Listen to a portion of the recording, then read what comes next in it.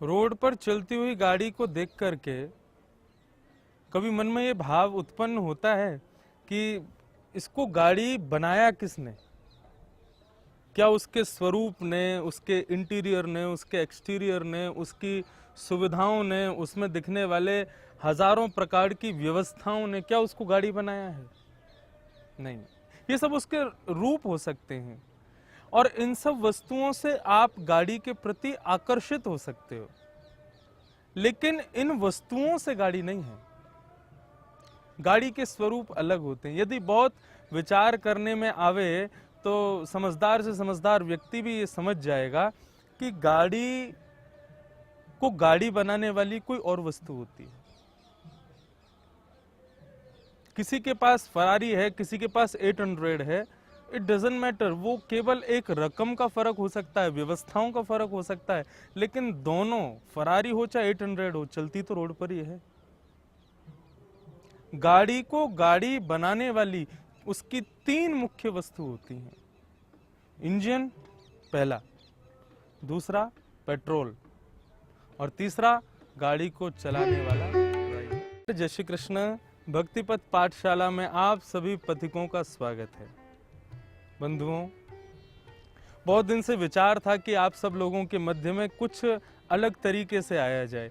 कथा के द्वारा, संगीत के द्वारा, भजनों के द्वारा, कीर्तनों के पदों के द्वारा आप सबके मध्य में आने का सौभाग्य मिलता रहता है, लेकिन बदलाव लाने की भावना से कभी आने का सौभाग्य नहीं मिला। लेकिन अभी आप जैसा जानते हैं, कोविड-19 की वजह से पूरा विश्व इस वक्त स्तब्ध हो चुका है। भारत में लॉकडाउन चल रहा है।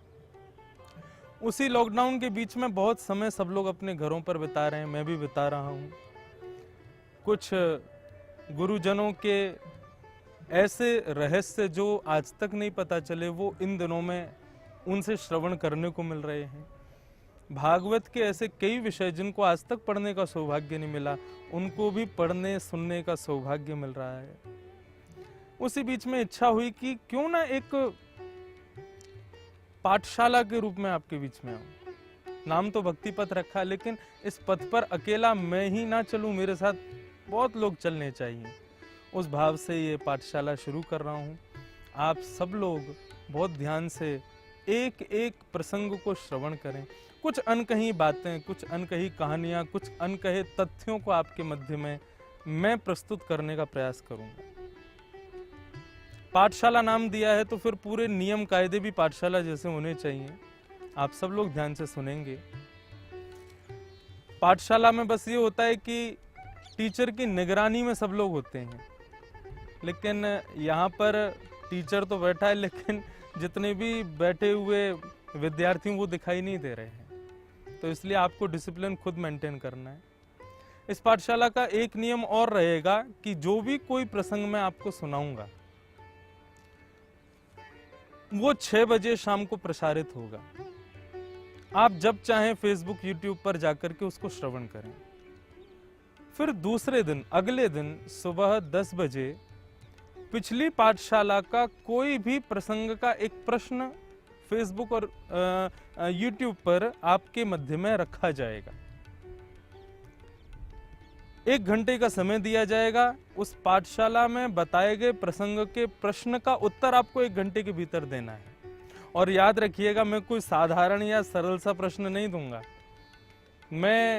I am a strict teacher, तो मैं कोई अच्छा सा प्रश्न ढूंढ के आपके सामने रखूंगा, जिसके लिए आपको बहुत ध्यान से पाठशाला की कक्षा में बैठना पड़ेगा। तो आज का जो हमने विषय रखा है वो रखा है मन की योग्यता। कथाओं में, प्रसंगों में हर जगह हम लोगों को सुनने में आता है कि ये मन बड़ा चंचल है, कैसे तेरा भजन करूं। मन को हमेशा ही गलत बताया जाता है, लेकिन ध्यान से सुनिएगा, मुझ में कहने की सामर्थ्य और आप में सुनने की सामर्थ्य तो होगी, लेकिन मेरे कहने में भाव और आपके सुनने में भाव, ये दोनों मन ही प्रदान करेगा। मन के अयोग्यताएं बहुत हैं, लेकिन मन योग्यता युक्त भी है। और उसको जानने के लिए आज का ये प्रसंग है। ध्यान से सुनिए।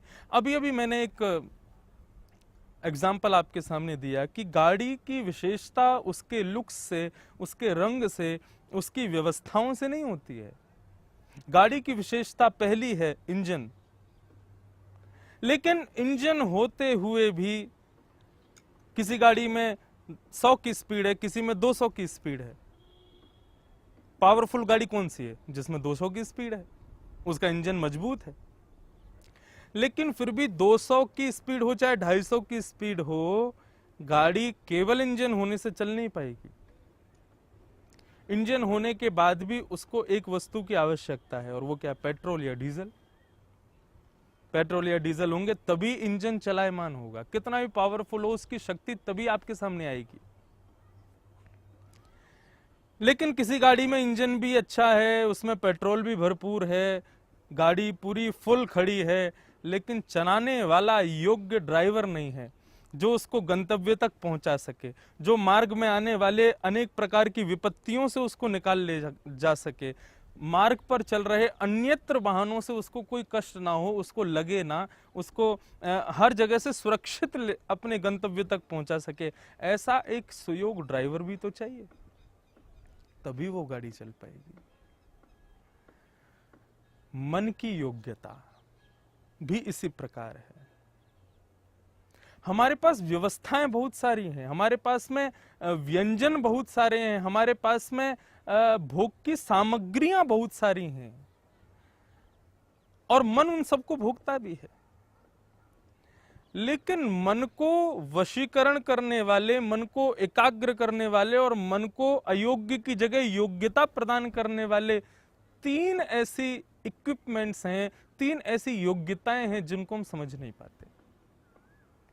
आज की इस पाठशाला में उन 3 योग्यताओं का ही मैं आपके सामने वर्णन करने का प्रयास करूंगा। सावधानी से सुनिएगा।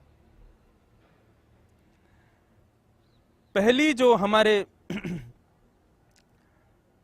मन की योग्यता है वो है जन्म से प्राप्त शक्ति, बॉर्न पावर, जो हमें जन्म से ही मिली है। इसके विषय में आगे मैं बोलूंगा। दूसरी वस्तु जो हमारे मन की विशेषता है वो है किसी भी कार्य को करने में लगन, उत्सुकता, उत्साह, एक्साइटमेंट। और तीसरा जो हमारे मन की योग्यता है वो योग्यता है संकल्प, ओथ, प्लेज। ये 3 योग्यताएं हैं हमारे इस मन की। अब लगन को और संकल्प को आप लोग भली भांति समझ रहे होंगे। समझदार लोगों को इशारा ही काफी होता है, वो लगन को भी भली भांति समझ जाएंगे और संकल्प को भी समझ जाएंगे। मन से कोई भी काम लगन से किया जाए तो मन योग्य हो जाता है।